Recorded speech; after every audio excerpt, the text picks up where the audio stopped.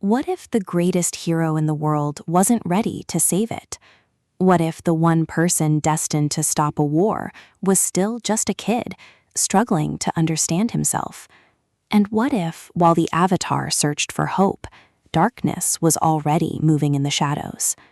Today, we're diving into Avatar: The Last Airbender, Season 2, where the stakes are higher, the enemies are more dangerous, and every choice pushes our heroes closer to a battle that could change the fate of the entire world. But what happens next changes everything. Let's begin. The story picks up shortly after the events of Season 1. The Northern Water Tribe has survived, the Fire Nation has been pushed back, and for the first time in a long while, there is hope. But hope alone won't stop Fire Lord Ozai. Far away in the Fire Nation, Ozai sits on his throne, ruling through fear and power. He knows the Avatar is alive, and that changes everything. The balance of the world is beginning to shift. Meanwhile, Avatar Aang continues his journey. He has mastered water, but mastering the 4 elements means learning earth and fire as well, and time is running out, because a terrifying threat is approaching: a comet. A comet that once helped Fire Lord Sozin wipe out the air nomads. A comet that will soon return. And when it does, the Fire Nation's power will become almost unstoppable. Aang travels with Katara and Sokka through the Earth Kingdom. The 3 friends have been through countless battles together, but the road ahead will test them like never before. Their first destination is Omashu. Aang hopes to find his old friend King Bumi, the eccentric earthbender who always seemed to know more than everyone else. When they finally find him, Bumi is imprisoned, but strangely, he refuses to escape. Instead, he reveals something shocking. He surrendered willingly. Rather than fighting and causing more suffering for his people, he chose patience. He chose restraint. And according to Bumi, that's exactly what Aang needs to learn. Neutral Jing, the art of waiting, the art of understanding when not to act, a lesson that feels completely opposite to everything Aang believes. Yet somehow, it may be the key to mastering earthbending. At the same time, Ozai is becoming increasingly frustrated. His generals continue to fail, his enemies continue to resist, and his patience is running out. Then comes Princess Azula, cold, brilliant, and absolutely terrifying. She proposes a bold strategy. Rather than attacking directly, they should create distractions and strike where nobody expects. A plan worthy of a master strategist. Yet Ozai still refuses to give her full control. Instead, he gives her a different mission. Find Zuko. Bring him home, no matter what it takes. And so Azula begins her hunt.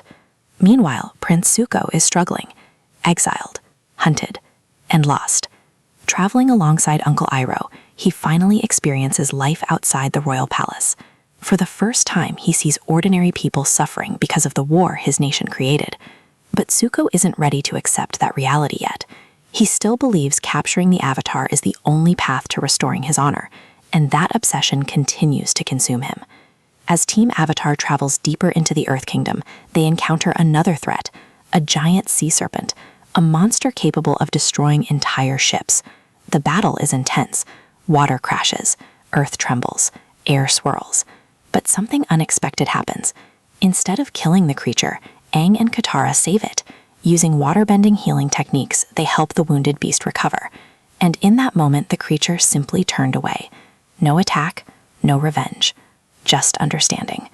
It's a powerful reminder of who Aang truly is. Not a warrior, not a conqueror, a peacemaker. But soon a new challenge appears, and her name is Toph Beifong. The search for an earthbending teacher finally leads Team Avatar to a place called Earth Rumble, an underground fighting arena, a place where powerful earthbenders battle for glory. And there, standing in the center of the arena, is a small blind girl, facing a giant warrior known as the Boulder. Nobody expects much from her, but seconds later, she completely destroys him. The crowd erupts. The champion has fallen, and Aang immediately realizes something. This is his teacher. Toph Beifong isn't just talented, she's extraordinary. Despite being blind, she can sense the world through vibrations in the ground. Every movement, every heartbeat, every lie. Nothing escapes her, And unlike Aang, she doesn't hesitate. She doesn't overthink. She attacks. She stands her ground.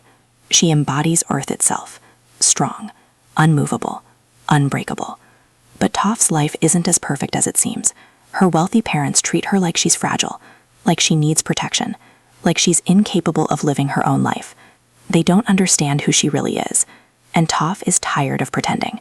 So when the opportunity arrives to travel with the Avatar, she takes it, leaving her old life behind and beginning a new one. At the same time, another storm is brewing. Azula has recruited two dangerous allies, Mai and Ty Lee. One fights with deadly precision, the other with impossible agility. Together, they become one of the most dangerous teams in the world, and they're closing in on Team Avatar, fast. Meanwhile, Prince Zuko's journey takes an unexpected turn. Separated from Iroh, he begins living among ordinary people, people hurt by the Fire Nation, people who have lost everything.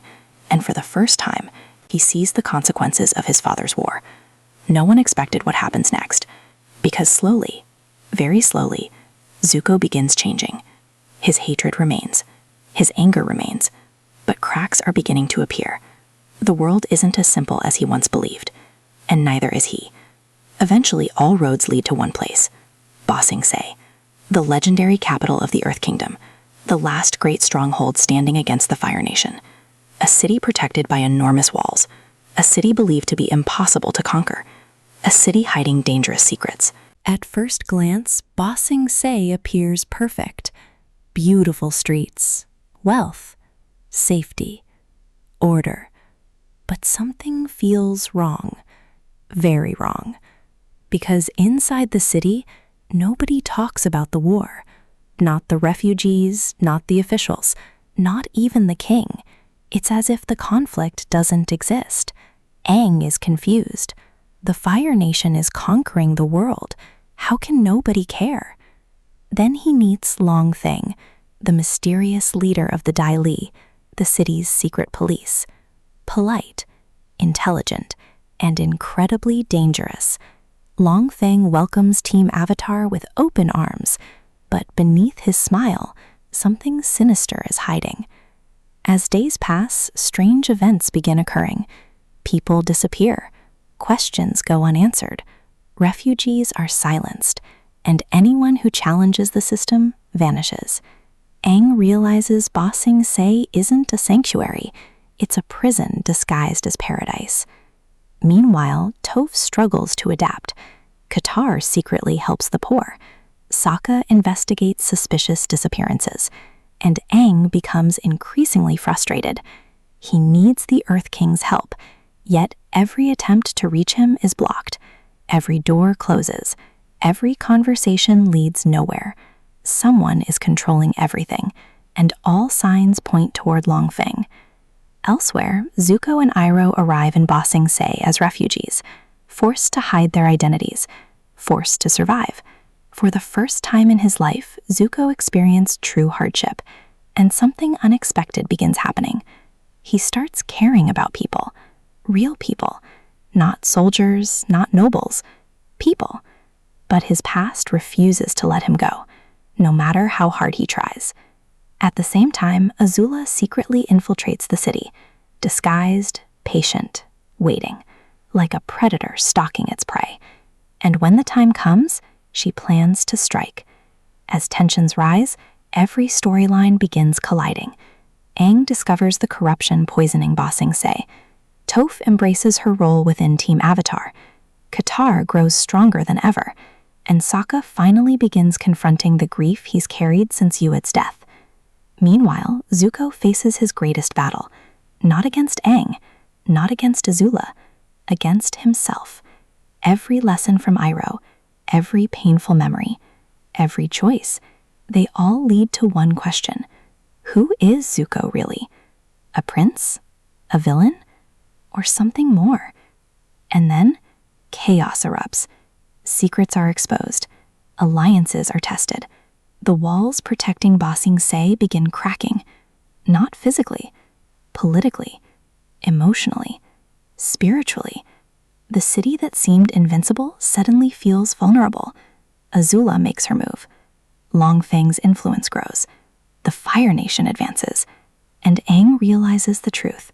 The war is reaching its final stage. The approaching comet hangs over everything like a ticking clock. Every victory, every loss, every lesson has been preparing them for what's coming next. The ultimate battle. The battle for the fate of the world. By the end of the season, Team Avatar has grown stronger, but they've also learned something terrifying. Strength alone won't be enough. Not against Ozai, not against the Fire Nation, not against destiny itself. And perhaps the most important lesson of all is that being the Avatar isn't about mastering the elements. It's about mastering yourself. As the season closes, countless questions remain unanswered. Can Aang truly become the Avatar the world needs? Will Zuko finally choose his own path? Can Katara, Sokka, and Toph stay united when the world around them is falling apart? And what will happen when the comet finally arrives? One thing is certain, the war is far from over. In fact, it's only just beginning. And that's the story of Avatar: The Last Airbender Season 2. If you enjoyed this recap and want more movie and series explanations told in a cinematic storytelling style, make sure to subscribe, turn on notifications, and join us for the next adventure, because the next story might be even bigger than this one. Thanks for watching.